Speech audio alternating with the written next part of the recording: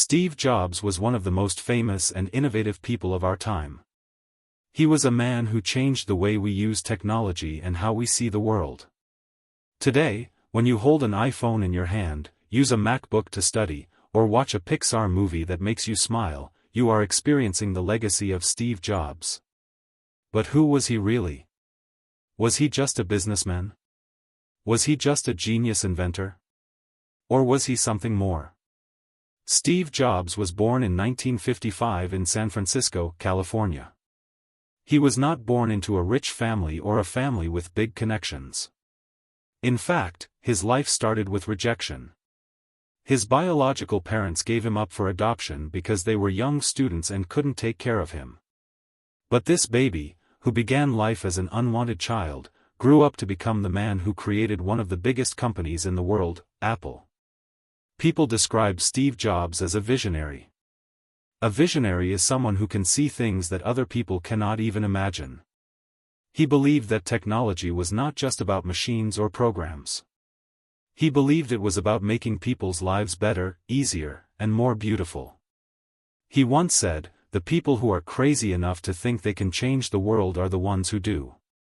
And that was exactly how he lived his life, with courage, creativity, and a deep desire to change the world. But Steve Jobs' story is not just about success. His life was full of failures, struggles, and painful lessons. He was fired from his own company, faced public criticism, and even battled cancer in the final years of his life. But every time he fell, he stood up again, stronger and wiser. He taught us that failure is not the end, but a part of the journey towards greatness. In this video, we will explore the life of Steve Jobs. We will learn about his childhood, how he started Apple, how he faced failure and found new ways to grow, and how his vision continues to inspire millions of people today. As you listen to his story, think about your own dreams. Remember that every great person started as an ordinary person who simply refused to give up. So let's begin the story of Steve Jobs, a man who taught the world to think different and proved that one person truly can change everything.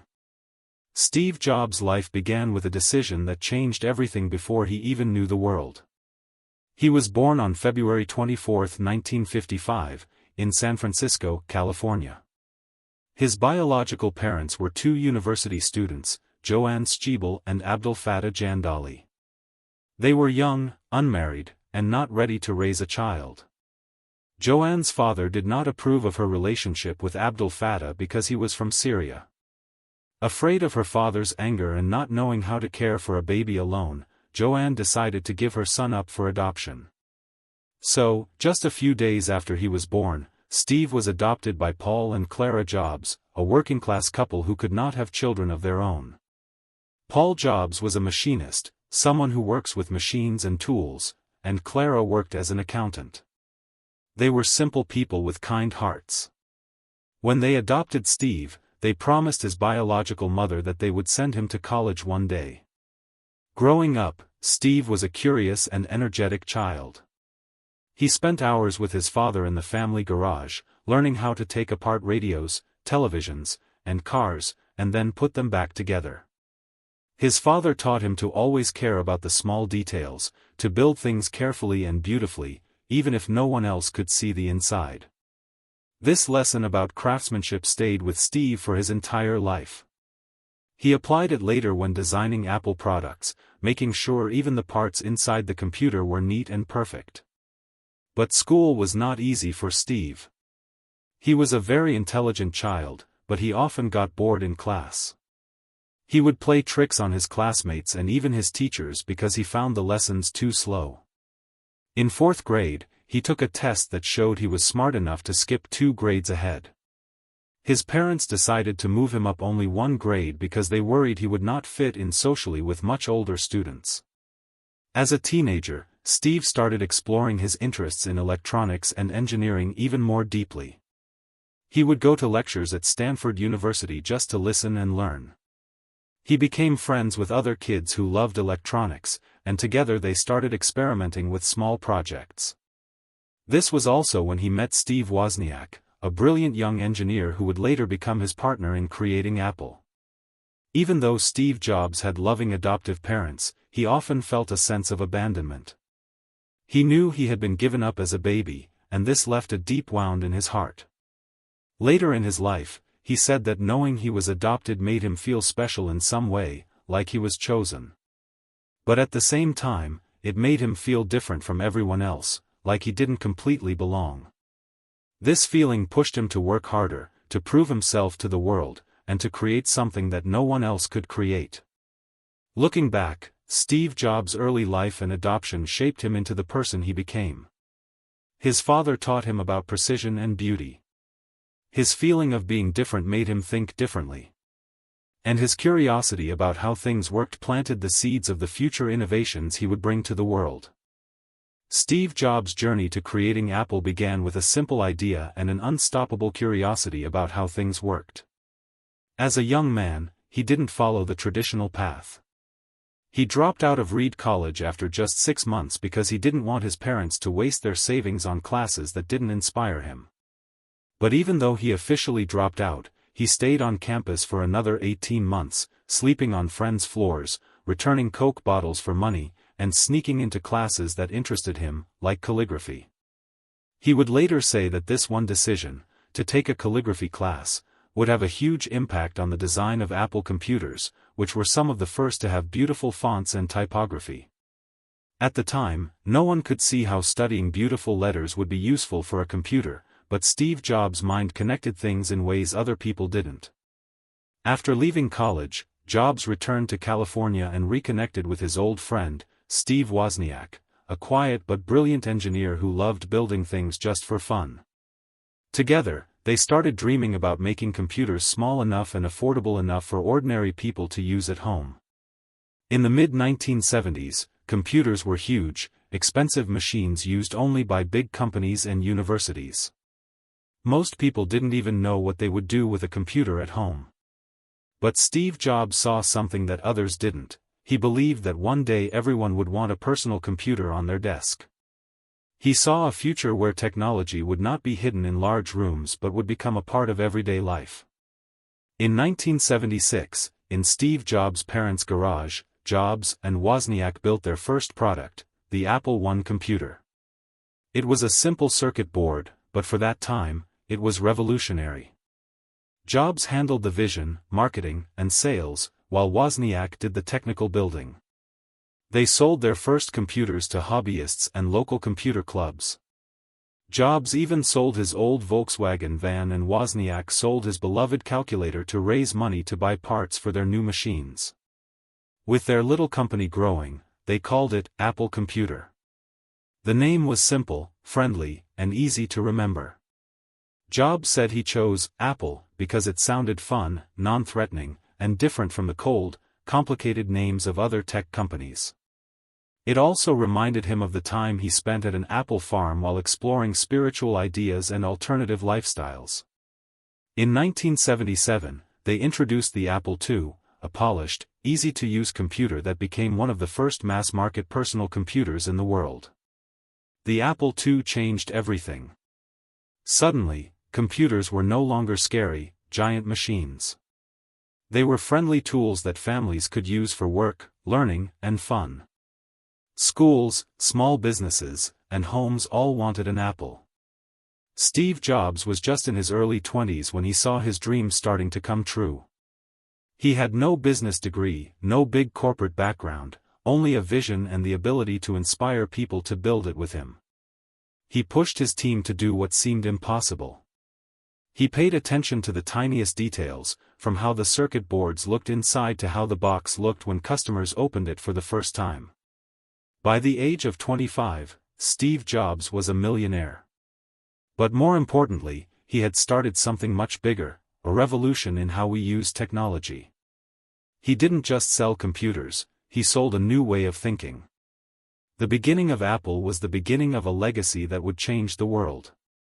After the huge success of Apple II, Steve Jobs and his team started working on their next big dream, a computer that was easy to use, beautiful to look at, and powerful enough to change people's lives.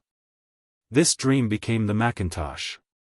In 1984, Apple launched the Macintosh with a famous commercial during the Super Bowl that said, "1984 won't be like 1984, showing their mission to free people from the control of big companies and old systems. The Macintosh was revolutionary. It introduced a graphical user interface with windows, icons, and a mouse, things we take for granted today. But despite its beauty and innovation, sales were not as strong as expected in the beginning. Steve Jobs' personality became a problem inside Apple. He was young, intense, and often harsh with employees. He demanded perfection and pushed people beyond their limits. Some admired him for his vision, while others felt exhausted and defeated by his constant pressure. In 1985, just 1 year after the launch of Macintosh, Steve Jobs faced something he never imagined. The board of directors decided to remove him from the team leading the Macintosh division. Eventually, he was forced out of his own company, the company he had built in his parents' garage just 9 years earlier. He was only 30 years old, rich and famous, but suddenly felt like a complete failure. He said later that getting fired from Apple was the best thing that ever happened to him because it freed him to start again with a beginner's mind. After leaving Apple, Steve Jobs didn't stop dreaming. He founded a new computer company called Next. Next created powerful computers for universities and businesses, with advanced software and design. Although Next computers did not sell well because they were too expensive, their technology was so advanced that it later became the foundation for Apple's future systems. At the same time, Steve Jobs made another decision that would change the world in a different way.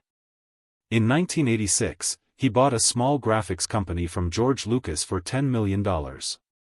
This company was called Pixar.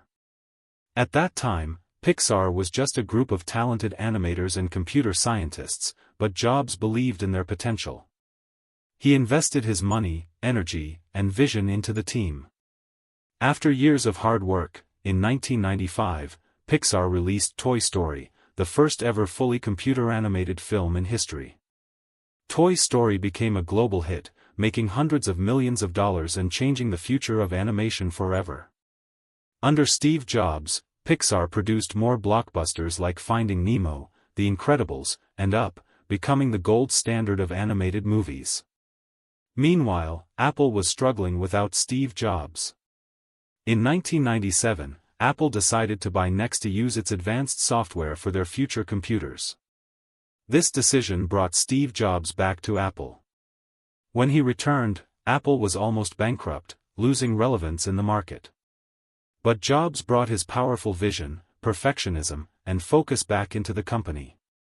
He simplified Apple's product line, created the colorful iMac, and focused on design and user experience. Then came the iPod, the iPhone, and the iPad, products that changed how we listen to music, communicate with others, and use the internet. Under Steve Jobs' leadership, Apple became the most valuable company in the world. His failures with Apple and Next, and his success with Pixar, taught him priceless lessons about creativity, teamwork, humility, and persistence. Steve Jobs' story shows us that failure is not the end of the road. Sometimes, it is the painful push we need to become better, wiser, and stronger. Without being fired from Apple, he might never have created Pixar, and without his experiences at Next, Apple might not have been saved. His journey reminds us that even our worst days can plant the seeds for the greatest chapters of our lives. Steve Jobs' life was much more than a story about computers and gadgets. It was a story about vision, courage, failure, and the power of never giving up. When we look at his journey, from being an unwanted baby to becoming the man who changed how the entire world connects, works, and dreams, we see powerful lessons that can stay with us forever. One of the greatest lessons we can learn from Steve Jobs is that your beginning does not decide your ending. He was adopted. He had no fancy degrees. He was fired from the company he built with his own hands. But he never stopped imagining a bigger future. He trusted his ideas, even when nobody else did. He believed that the dots in life connect later, not always in the moment. This belief gave him the courage to try things that seemed crazy to everyone else. Another lesson is about passion and detail. Jobs taught us that true greatness comes when you care deeply about what you create, not just on the surface, but in every tiny part, even the parts people don't see. He obsessed over how the inside of a computer looked, how a phone felt in your hand, how simple it was to use. He made technology beautiful and human. He showed that good design and good function must go together. He also showed us that failure is not a curse, it is a teacher. When Steve was forced out of Apple, he was humiliated and heartbroken. But instead of hiding away, he started next and invested in Pixar. Those moments of starting over opened new doors that nobody could have predicted. Getting fired gave him the space to see his own strengths and weaknesses. It made him wiser, tougher, and more creative when he returned to Apple. Steve Jobs reminded us that time is limited, so we should not waste it living someone else's life. He famously said, "Stay hungry. Stay foolish." It means never stop learning, never stop trying, never become so comfortable that you stop taking risks. Life is too short to be afraid of mistakes. Be bold enough to dream big and brave enough to stand up again when you fall. So, as we finish this story, remember, Steve Jobs' life is not just history, it's a reminder that each of us can create, inspire, and change something in our own way. You don't have to be an inventor or a CEO. You just have to believe that your ideas matter, your work matters, and your life can mean something bigger if you dare to follow your heart. His story lives on every time someone picks up an iPhone, watches a Pixar movie, or chooses to think differently. May his journey inspire you to dream boldly, fail bravely, and build a life that truly matters.